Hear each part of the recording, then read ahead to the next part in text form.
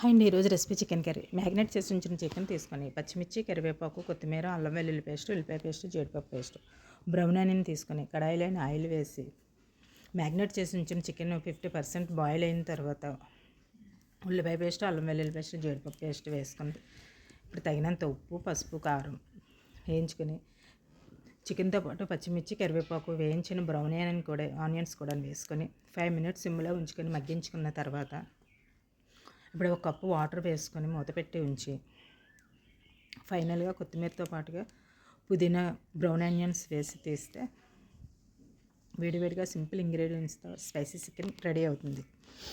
ఈ కర్రీ వేడివేడి రైస్, రోటీ, చపాతీతో పాటు ఆనియన్స్, నిమ్మకాయ పిండుకొని తీసుకుంటే చాలా యమ్మీగా ఉంటుంది. Do like, share, comment and subscribe చేయండి. Thank you.